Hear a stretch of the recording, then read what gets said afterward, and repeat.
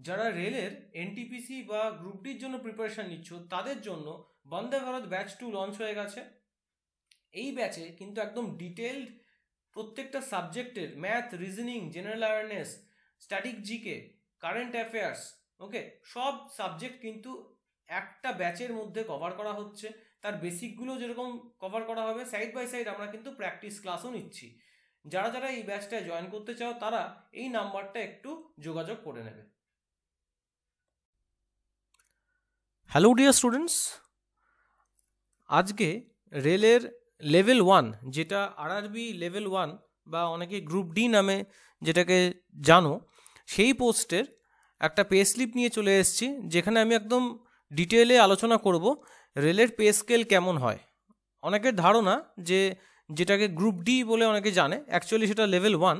Level 1-এর pay scale হয়তো খুবই খারাপ না। এটুকু জেনে রাখো যে সেন্ট্রাল গভর্নমেন্ট পে স্কেল কিন্তু অলওয়েজ মোর দ্যান আমাদের state government pay scale, fine.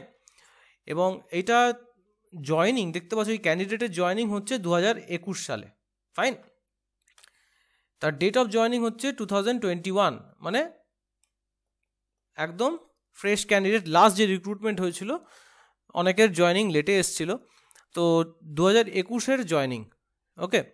আচ্ছা, অ্যাসিস্ট্যান্ট দেখতেই পাচ্ছ, অ্যাসিস্ট্যান্ট ব্র্যাকেটে লেখা আছে ক্যারেজ অ্যান্ড ওয়াগন, CNW মানে হচ্ছে রেলের ক্যারেজ অ্যান্ড ওয়াগন, ঠিক আছে। ডিপার্টমেন্ট এটা মেকানিক্যালের আন্ডারে পড়ে। স্টেশন নেম আমি বাদ দিলাম, কারণ এটা স্টেশন কোড সবসময় মেনশন করা থাকে। সো CPU মানে চপান, ঠিক আছে। আচ্ছা, এবার দেখতে পাচ্ছ ডিউটি ডেজ 31, মানে অ্যাটেন্ডেন্স কিন্তু ফুল ছিল এই পার্টিকুলার ক্যান্ডিডেটের, ওকে। আচ্ছা, গ্রস পে 35,903, ওকে। আচ্ছা, তার আগে আমি একবার দেখিয়ে দিই, লেভেল হচ্ছে 1, মানে গ্রেড পে যেটা হচ্ছে সেটা হচ্ছে তোমার 1800, অর্থাৎ পে ব্যান্ড 1 এটা কিন্তু, ওকে। আচ্ছা, এবং এইটা ইনক্রিমেন্ট হওয়ার পর 2025-এ যে ইনক্রিমেন্টটা হয়, ঠিক আছে, সেই ইনক্রিমেন্টটা হওয়ার পর কিন্তু তোমার প্রত্যেক বছর কিন্তু একটা করে ইনক্রিমেন্ট হয়, সেটা জানুয়ারি মাসেই হয়, ফাইন।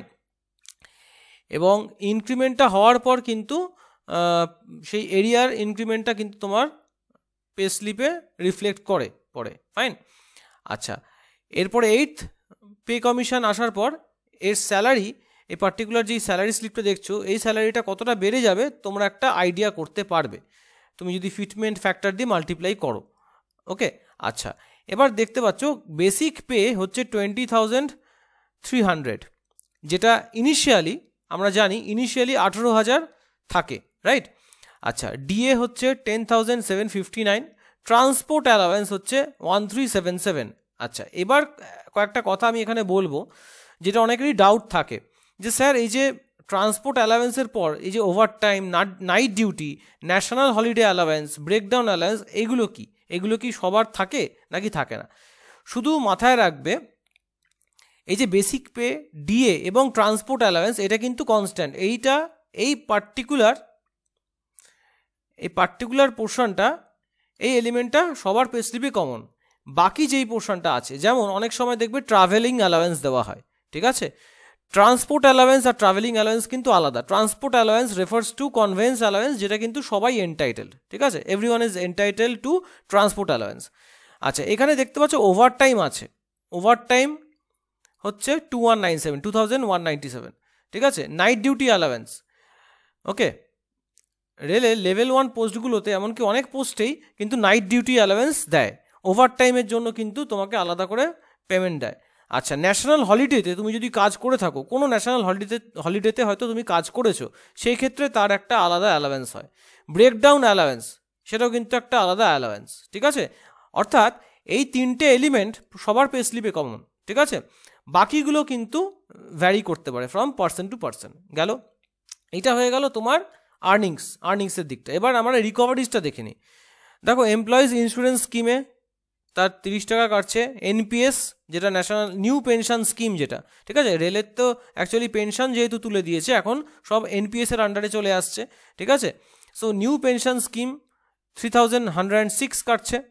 আচ্ছা, electric energy charges, house rent আলাদা, ওয়াটার চার্জেস, আচ্ছা, তারপর হচ্ছে cooperative charges, cooperative bank charges আলাদা। আচ্ছা, নেক্সট হচ্ছে মন্ডল রেলকর্মী আবদা রাহাত কোষ, ঠিক আছে, এইটা কিন্তু তোমার সবার থাকে না, বা এই যে মেম্বারশিপ যদি কেউ নিয়ে থাকে সেই ক্ষেত্রে তোমার কোঅপারেটিভ ব্যাংকের চার্জেস আলাদা কাটে, 500 টাকা মেম্বারশিপের, এবং তুমি যদি কোনো ইউনিয়নের মেম্বার হও আলাদা করে সেটা আলাদা চার্জেস কাটে, ঠিক আছে। আচ্ছা, অ্যাডভান্সেস কখন কাটে? যখন কারোর লোন থাকছে, লোনস অ্যান্ড অ্যাডভান্সেস পোর্শনটা কিন্তু এখানে রিফ্লেক্ট করে। এখানে কিছু নেই, নীল মানে হচ্ছে তার কোনো লোন অ্যান্ড অ্যাডভান্সেস নেই। ওকে, সো আশা করি মোটামুটি একটা ক্লিয়ার আইডিয়া হয়েছে। তাহলে টোটাল রিকভারিজ দেখতে পাচ্ছ 4283, আর গ্রস পে 35,903। ওকে, তাহলে নেট পে হয়ে গেল তোমার 31,620। এইটা হয়ে গেল অ্যাসিস্ট্যান্ট ক্যারেজ অ্যান্ড ওয়াগনের একটা পার্টিকুলার পে স্লিপ। ওকে, নেক্সট ভিডিওতে আরও এরকম বিভিন্ন ক্যান্ডিডেটদের বা বলতে পারো বিভিন্ন রেল এমপ্লয়িজদের আমরা পে স্লিপ নিয়ে, বিভিন্ন স্টুডেন্টের পে স্লিপ নিয়ে আমরা কিন্তু আলোচনা করব। আমি দেখতেই পাচ্ছ নাম, ঠিক আছে, IFS code, pan number, mobile number সব কিছু কিন্তু আমি হাইড করে রেখেছি, কারণ কোনো ক্যান্ডিডেটের ডিটেলস বা কোনো এমপ্লয়ি ডিটেলস কিন্তু রিভিল করা উচিত না। ওকে, তাই জন্য উইদাউট রিভিলিং দেয়ার ডিটেলস, পার্সোনাল ডিটেলস, আমরা কিন্তু একটা ক্লিয়ার আইডিয়া পেয়ে যেতে পারি তার মোটামুটি পে কত। একজন ক্যান্ডিডেট যার জয়নিং হচ্ছে 2021 সালে, ওকে, ফেব্রুয়ারি মাসে 1 ফেব্রুয়ারি তার জয়নিং হয়েছিল, তার পে স্কেল কেমন এবং তার স্যালারি কেমন সেটা আমি একটা আইডিয়া সবাইকে দিতে পারলাম আশা করি, রাইট? ওকে, চলো দেখা হবে নেক্সট ভিডিওতে। Till then please do take care and God bless you all.